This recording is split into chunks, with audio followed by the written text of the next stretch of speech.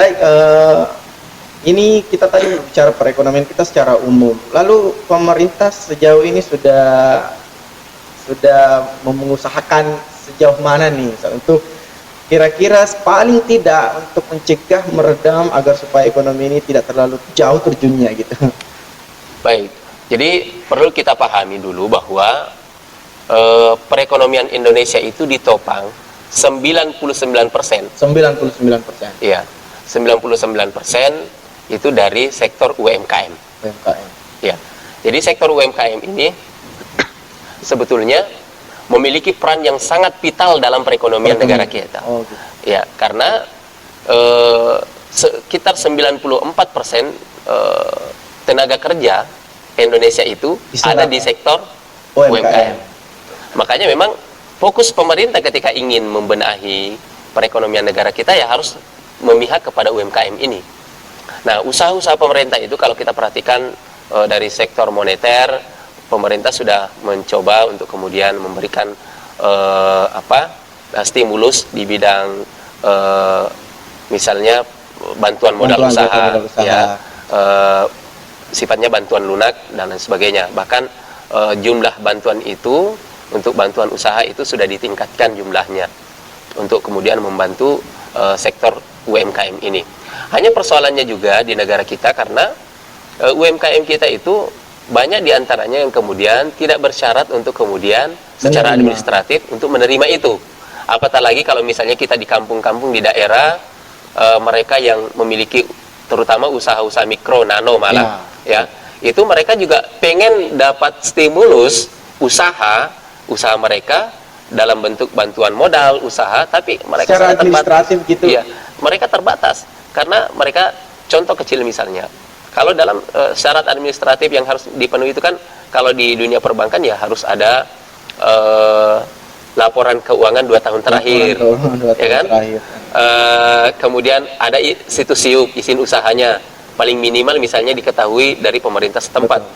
Nah, kalau usaha-usaha mikro kecil, nano yang ada di wilayah-wilayah kita, termasuk sebetulnya di Makassar, di daerah kita di Makassar ini kan banyak yang seperti itu mereka belum dapat izin sama sekali, ya belum dapat syarat-syarat administratif seperti itu. Bahkan secara pencatatan pun ya paling orang-orang yang berpendidikan yang kemudian paham administrasi keuangan yang melakukan pencatatan atas usaha mereka. Dan sedikit sekali di antara mereka yang sadar dengan itu. Nah, makanya ini memang terbatas. Makanya kalau kita perhatikan sebetulnya potensi usaha di negara kita ini sebetulnya kan sangat besar. Sangat besar. Ya, besar. Karena kalau kita lihat kemauan usaha daripada masyarakat kita itu sebetulnya ada. Ya, ada. Hanya persoalannya mereka kebanyakan mengeluhkan modal. Nah, ini juga perlu dipahamkan kepada masyarakat bahwa modal itu tidak terbatas pada modal finansial. Ya, karena skill juga itu adalah modal. Hanya kan persoalannya mereka harus di-upgrade skillnya, itu juga butuh biaya. Nah, ini juga harus butuh perhatian daripada pemerintah kita untuk kemudian mengupgrade skill masyarakat kita dalam hal berwirausaha. Apalagi kalau kita tadi berbicara misalnya usaha kreatif. Ya. Di masa pandemi ini kan sebetulnya memang yang paling dibutuhkan itu adalah usaha-usaha kreatif dengan memanfaatkan fasilitas teknologi informasi yang ada dengan menggunakan fasilitas IT. Kalau masyarakat kita melek IT dengan usaha-usaha kreatifnya, saya yakin mereka bisa survive. Peluang itu terbuka sebenarnya. Iya, peluang besar, sangat besar sekali. Hanya jadi PR juga bagi kita adalah usaha-usaha yang ada di daerah, misalnya yang dikelola oleh orang tua yang sudah berumur, yang belum tahu bagaimana menggunakan HP Android, ya kan? Mereka sangat terbatas. Iya. Ini juga menjadi PR tentunya bagi pemerintah kita dan bagi kita semua. Karena kalau berbicara PR ya tentu kita tidak bisa menyerahkan mentah-mentah kepada pemerintah saja. Ini harus menjadi tanggung jawab kita bersama untuk kemudian menggarap itu. Ya, baik, dan itu ya yang menjadi potret ya, potret dari keadaan UMKM kita saat ini ya, akhirnya banyak yang gulung tikar. Betul. Ini termasuk mungkin ini pelaku usaha warteg nih, Ustaz. Iya. Yang warteg yang kemarin di 2019 sempat istilahnya berjaya, di 2020 itu tidak sedikit di antara mereka yang kemudian dirundung duka istilahnya ya. Mereka berduka kenapa? Ketika mereka tidak mampu berkreasi, melakukan usaha kreatif, ya kreatif untuk kemudian mengembangkan usahanya, seperti tadi misalnya memanfaatkan fasilitas IT. Ya, maka mereka tidak bisa ngapa-ngapain. Dengan adanya lockdown, bagaimana caranya dia bisa ini? Orang tidak mungkin datang ke warungnya untuk belanja kan? Iya betul. Nah makanya kemarin kita perhatikan usaha-usaha yang tidak bisa move on dari gaya lama, gaya konvensional itu, mereka umumnya gulung tikar. Ya, jadi harus melek juga ya, harus melek dengan perkembangan yang ada gitu ya, termasuk dengan pemahaman kita terhadap dunia digital, karena semua sudah terintegrasi sekarang. Nah, itu secara umum ya. Kalau secara khusus nih, kita bicara tentang perekonomian umat Islam. Baik. Apa nih kira-kira potret atau kondisi yang bisa kita gambarkan? Baik, jadi kalau kita berbicara perekonomian umat Islam, sedikit saya ingin menyinggung sejarah ini ya. Ya, bicara sejarah. Sebetulnya ada potret perekonomian yang bisa kita tiru di masa dahulu. Ya. Baik itu di masa Rasulullah, kemudian Khulafaur Rasyidin, sampai kemudian masa-masa dinasti Umayyah. Ya, kalau di masa Rasulullah kan meskipun memang tidak banyak yang bisa kita tiru, tapi gaya berdagang Rasulullah itu yang kita bisa semangatnya ambil. Ya, di mana Rasulullah SAW, kalau kita perhatikan backgroundnya, perjalanan hidupnya itu adalah yatim piatu. Yatim piatu. Ya kan? Tapi di puncak karirnya di usia 25 tahun itu beliau sudah menjadi miliarder. Udah mandiri gitu ya? Sudah mandiri, bahkan miliarder lagi. Kita bisa membahasakan bahwa miliarder.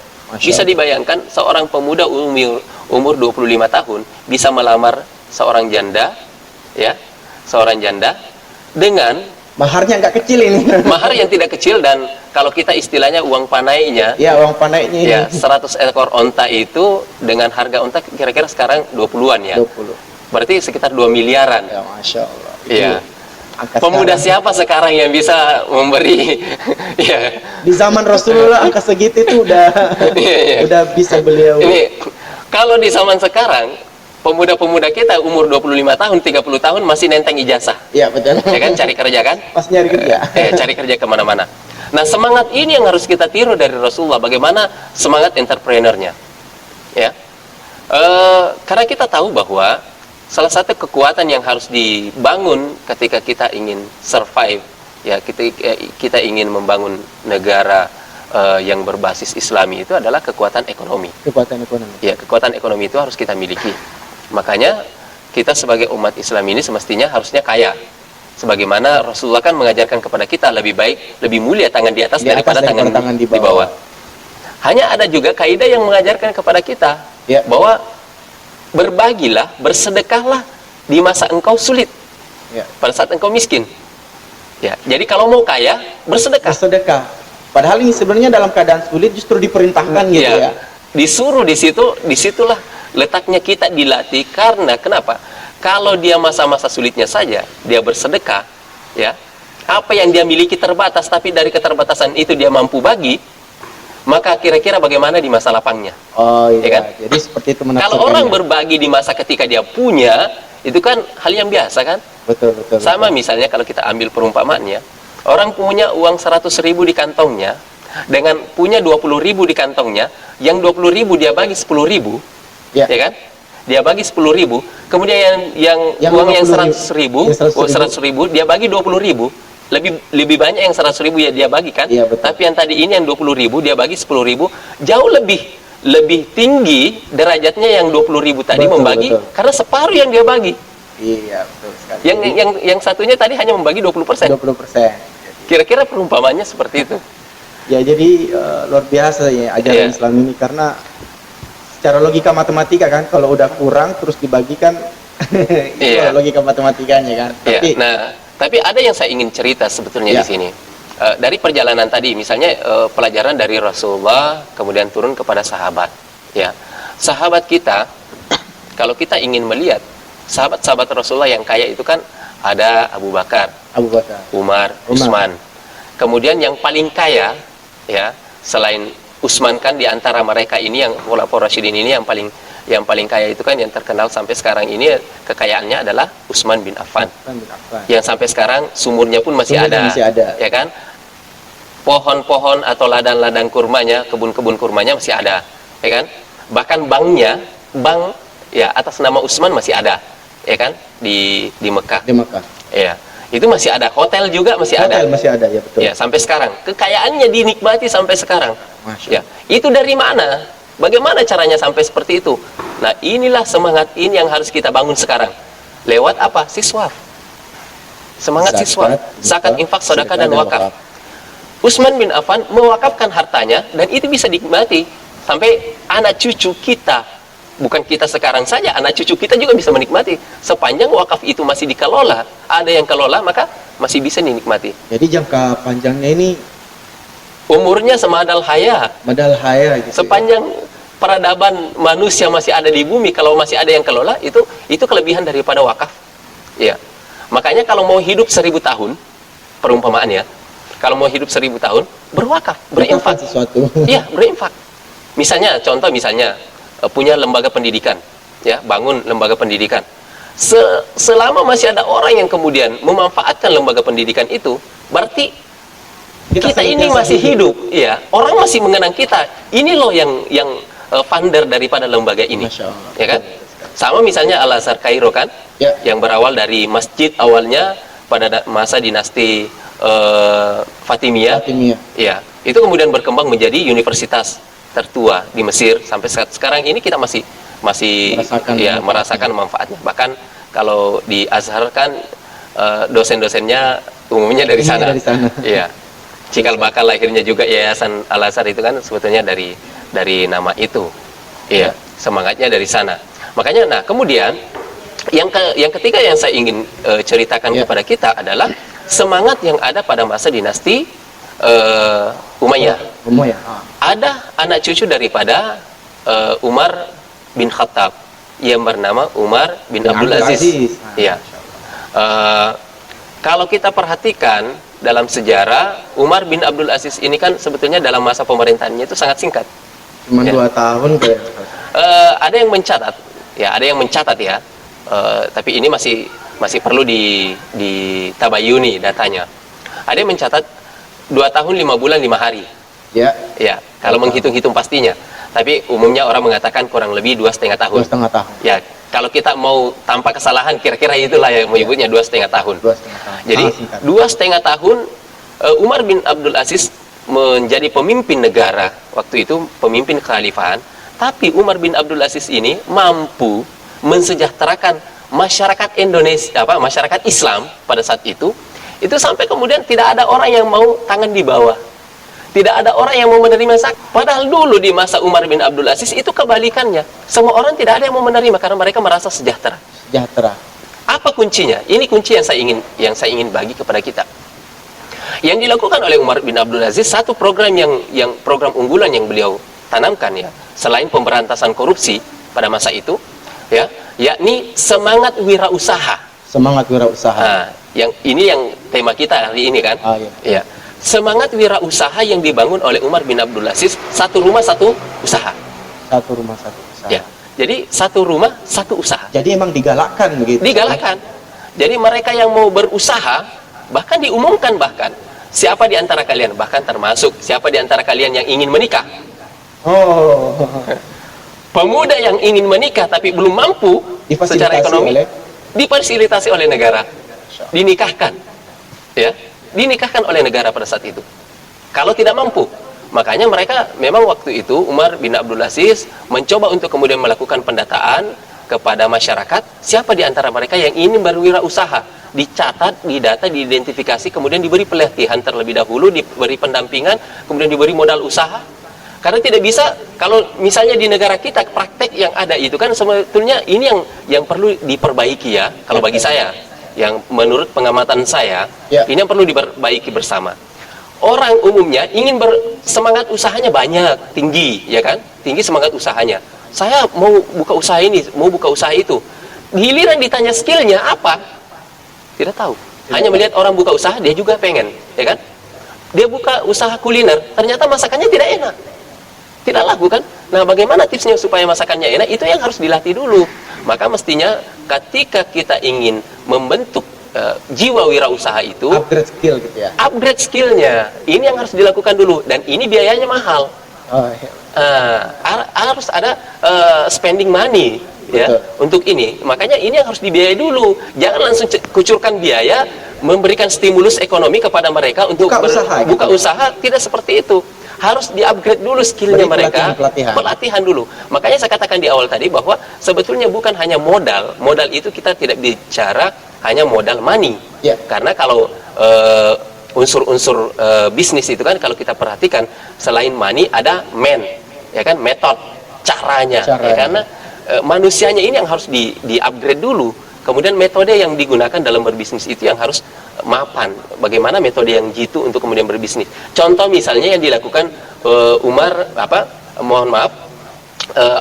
Abdurrahman bin Auf di masa pemerintahan sahabat ya, Khulafaur Rasyidin. Abdurrahman bin Auf di Madinah ketika berbisnis ada satu dalam bukunya itu ada satu buku yang menceritakan silsilah kehidupan Abdurrahman bin Auf dari sisi bisnisnya. Abdurrahman bin Auf ada satu peristiwa beliau berjualan itu untung satu kali jual untungnya itu 2.000 dirham. 2.000 dirham. Itu dia tidak untung, dia ketika itu menjual ternak kambing. Ya, dia menjual kambing, untungnya 2.000 dirham. Dia untung 2.000 dirham bukan dari kambingnya, tapi dari mana? Dari satu tali. Utas tali itu satu utas tali itu yang dia untung. Setiap tali dia untung 1 dirham. Karena dia menjual, akhirnya dia menjual sebanyak 2.000 ekor kambing. Orang yang lain paling tinggi keuntungannya 200 dirham. Karena mereka ingin cepat kaya begitu kan?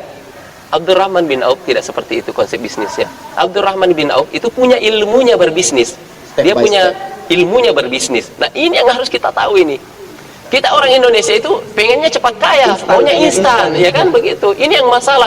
Akhirnya dapat modal usaha, pengen cepat sekali kaya. Dia jual mahal, akhirnya tidak laku.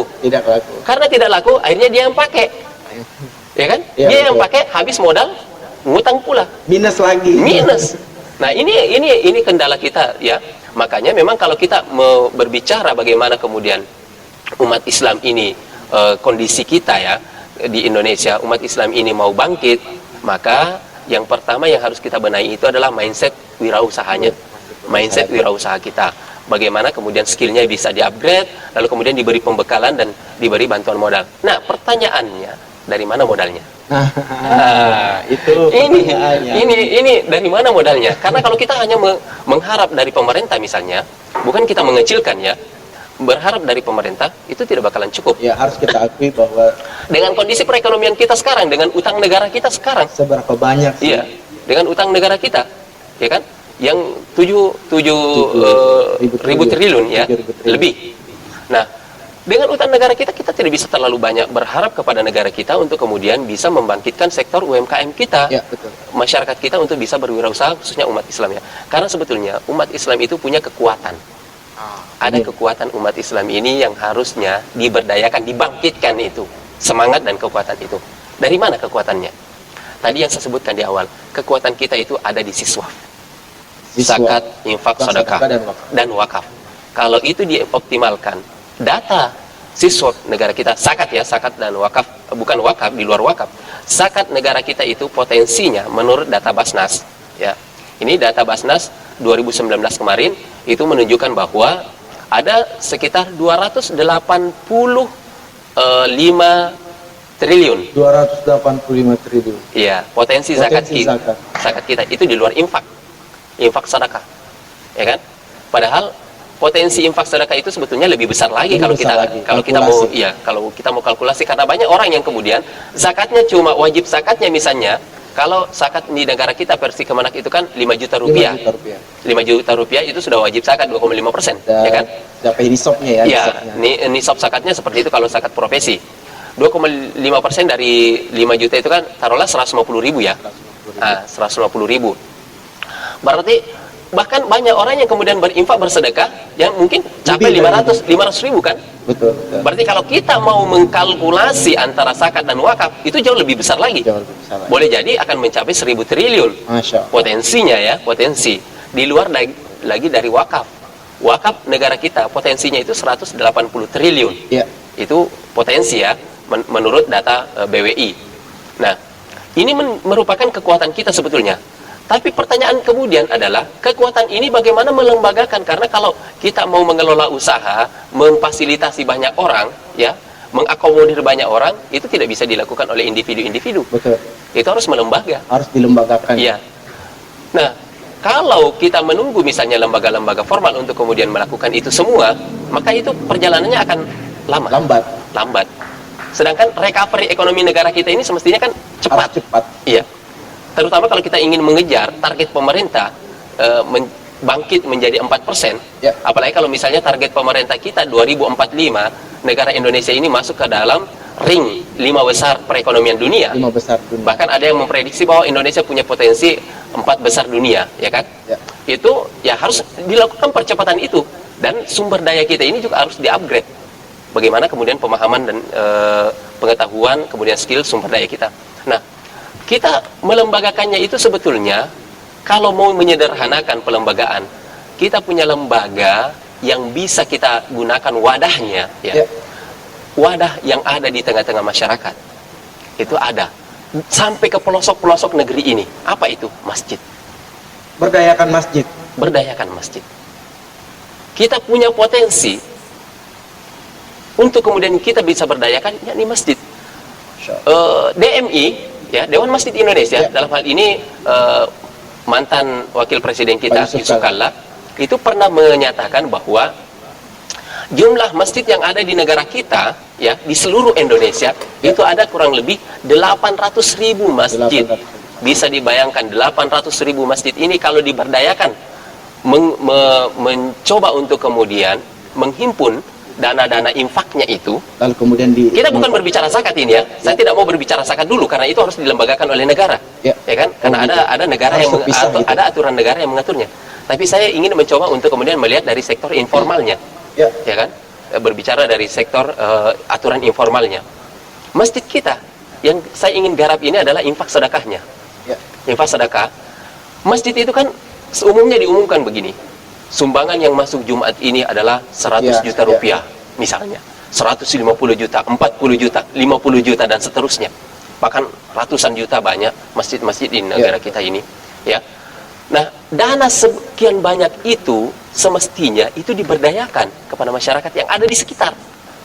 Cobalah masjid-masjid itu bergerak, ubah mindset pengurus masjidnya, ya. Mindset pengurus masjidnya yang harus diubah, mindset pemberdayaan. Hanya persoalannya memang adalah ada mindset yang menyebar di tengah-tengah masyarakat kita itu bahwa kalau dana ini dikosongkan, terus bagaimana kita membiayai masjid? Ya, operasionalnya. Operasional masjid ini kan besar juga kan? Ya, ada biaya imam, biaya listrik dan seterusnya, biaya kebersihan, ya kan? Sebetulnya begini, konsepnya begini sederhananya. Ya.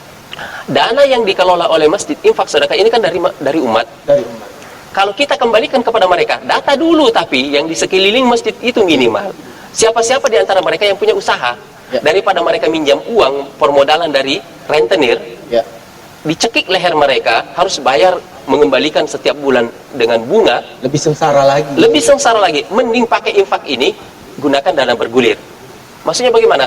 Misalnya ada satu usaha mikro atau nano, kita biayai 5 juta, kasih 5 juta. Dari 100 juta kas masjid, kasih dia 5 juta. Atau beberapa misalnya, kasih 5 juta per unit usaha, tergantung usahanya ya. Besarannya juga tergantung disesuaikan dengan usahanya. Itu dikasih. Kemudian diberi pendampingan mereka, pelatihan, diberi lagi pelatihan. Kemudian nanti per bulannya mereka cicil. 3 bulan kemudian baru dikembalikan. Dicicil itu selama 1 tahun. Nah, yakin dan percaya, tahun depan dia tidak lagi meminta. Tapi dia yang akan memberikan infak sedekah ke masjid. Masya Allah. Cukup berinfak ke masjid, infaknya mereka lagi itu kita putar. Dan yakin dan percaya kalau uang masjid itu, dana infak sedekah yang ada di masjid itu kita berdayakan, orang-orang biar tidak diminta akan datang. Ini loh uang secara sukarela dan sadar. Secara sukarela. Karena mereka juga butuh. Umat Islam ini kan butuh wahana tempat untuk kemudian mengabdikan dirinya, untuk kemudian menyalurkan infak sedekahnya, karena mereka juga butuh amal kan? Ya, betul. Makanya mereka harus datang ke masjid. Kalau dia lihat masjidnya itu, pengurusnya punya pemikiran yang terbuka seperti itu tadi, kemudian lebih kepada program pemberdayaan, tidak terbatas pada operasional. Tidak terbatas pada operasional. Operasional itu akan terbayar dengan sendirinya. Contoh misalnya Masjid Joko Karyan kan, kalau di Indonesia kan sudah ada. Masjid Joko Karyan itu kata takmir masjidnya, pengurus masjid kan selalu mengatakan kami setiap akhir bulan nol kasnya. Padahal mengelola dana yang sampai miliaran rupiah kan. Sama dengan Masjid Kuril Langit yang ada di wilayah kita Sulawesi Selatan kan, ada di Barru kan. Masjid Kuril Langit juga sudah memulai menduplikasi sistem itu. Yang ada di Kuril Langit yang ada di Barru itu mereka sudah menduplikasi sistem itu. Dan itu luar biasa. Coba kalau misalnya tidak usahlah 800.000, separuh dari 800.000 itu saja mencoba untuk kemudian memberdayakan, maka yakin dan percaya kita tidak akan terdampak begitu parah oleh COVID-19 ini. Artinya kalau kita simpulkan bahwa dana bergulir ini sebenarnya ini adalah dana yang terus mengalir begitu ya. Artinya pemberdayaannya itu tidak terputus. Dari satu usaha kita kasih lagi usaha yang lain. Dia mengembalikan nanti, misalnya ada 10 ya. Bulan ini kita bantu 10. Iya kan? Kas masuk misalnya ada 40 juta. Kita bagi 10, berarti 44 juta kan? 44 juta. Tapi dilihat juga kondisi ekonominya, kondisi usahanya. Kita bagi 10. Berarti 3 bulan kemudian mereka mengembalikan itu. Jangan langsung bulan depan dikembalikan, jangan. Kita harus melihat kondisi usahanya bertahap. Jadi 3 bulan kemudian mereka mengembalikan secara bertahap. 4 juta itu setiap bulan selama 1 tahun. Ya kan? 1 tahun dikembalikan. Ketika ada yang kembali, kita data lagi siapa yang lain yang butuh. Kita kasih lagi. Gulirkan lagi. Iya. Kalau masjid itu orang merasa senang ke masjid, tanpa diminta duitnya dia akan datangkan ke masjid. Dan ini juga akan menjadi apa ya? Menjadi semangat orang ya untuk menghidupkan masjid lebih hidup lagi gitu. Betul. Ya, memakmurkan masjid. Karena memang kan kalau kita perhatikan, fungsi masjid itu bukan hanya sebatas fungsi salat jamaah. Fungsi spiritual saja. Betul. Ya. Ada fungsi sosial, ya kan? Ada fungsi pendidikan, ada fungsi ekonomi. Fungsi-fungsi ini semestinya dikembalikan sebagaimana di masa Rasulullah dan para sahabat. Masjid ini sebetulnya masjid ini salah satu epicentrum bagi kita dalam melakukan perubahan. Epicentrum perubahan itu ada di masjid semestinya. Bahkan di zaman Rasulullah ini dijadikan markas untuk mengatur strategi politik dan lain sebagainya. Ya, peperangan itu diatur di masjid. Ya. Mengatur pemerintahan juga itu berangkat dari masjid. Hanya kan persoalannya fungsi masjid ini dikerdilkan oleh masyarakat masyarakat muslim yang ada di zaman sekarang ini. Makanya ini harus kita kembalikan.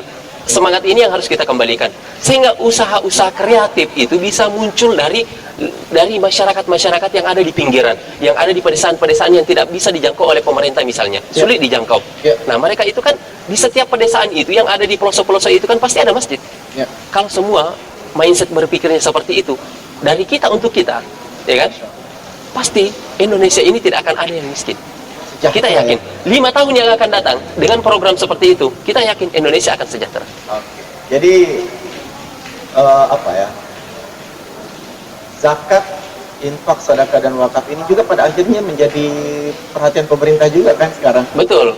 Nah, ini kan apalagi presiden kita kan sudah menggaungkan, ya kan, cinta zakat, gerakan cinta zakat, ya kan. Membentuk badan wakaf. Dan itu bulan kemarin kan awal ini pemerintah sudah menggaungkan itu gerakan cinta zakat. Meskipun saya bahasakan, ini menurut pribadi saya, ini terlambat. Terlambat. Harusnya dari dulu gitu. Semestinya dari dulu, karena Indonesia ini adalah mayoritas Muslim. Semestinya dari dulu semangat itu dibangun. Kenapa baru sekarang? Kenapa baru sekarang? Tapi kalau kita berbicara perubahan, berbicara optimisme, tidak ada kata terlambat. Mari kita dukung sama-sama gerakan pemerintah untuk cinta zakat. Ya ayo kita sama-sama gaungkan itu. Bagaimana kemudian zakat itu digulirkan di tengah-tengah masyarakat. Semangat berzakat itu, semangat berinfak bersedekah itu kita galakkan di tengah masyarakat dari kita untuk kita. Ya kan? Untuk membangun negeri ini. Makanya kalau untuk mencapai cita-cita bangsa kita untuk masuk ke dalam menjadi ekonomi kuat di dunia 4 besar atau 5 besar itu sebetulnya bisa, insya Allah. Kalau sudah cukup ya, sudah cukup, lebih dari cukup. Cukup dengan kekuatan kita itu bisa sebetulnya. Tinggal mindset kita ini mau berubah apa tidak. Ya, apalagi Indonesia ini kan mentalnya adalah semangat gotong royongnya ini kan tinggi. Betul. Kita punya sejarah panjang yang seperti itu. Semangat juang kita itu kan semangat gotong royongan juga kan. Kemerdekaan kita rebut juga kan. Itu dari semangat gotong royong. Nah, itu yang harus kita jaga itu. Ya, mudah-mudahan meskipun sebetulnya semua itu sudah tereduksi kalau kita perhatikan semangat itu dengan zaman gadget yang ada sekarang kan, dengan teknologi, pengaruh kapitalisme. Iya, pengaruh kapitalisme, dan memang orang lebih enjoy sendiri dengan ini. Kita kadang kan berdampingan begini tidak ngomong intens karena masing-masing sibuk dengan HP-nya. Meskipun berjarak ya. Dengan aktif masing-masing HP-nya. Ya. Jadi ngobrolnya lebih kepada HP-nya. Iya. Ya, Masya Allah. Jadi akhirnya sekarang pemerintah juga sudah mulai melirik sektor zakat, infak, sedekah dan wakaf. Bahkan pemerintah kita itu sudah mencanangkan, istilahnya ada gerakan wakaf link to sukuk. Sukuk ini kan bisa membantu pembangunan. Ya. Jadi sebetulnya kalau kita berkaca ke Turki misalnya, Turki itu menarik karena pernah suatu masa di Turki itu pembangunan sarananya itu umumnya dibiayai oleh wakaf.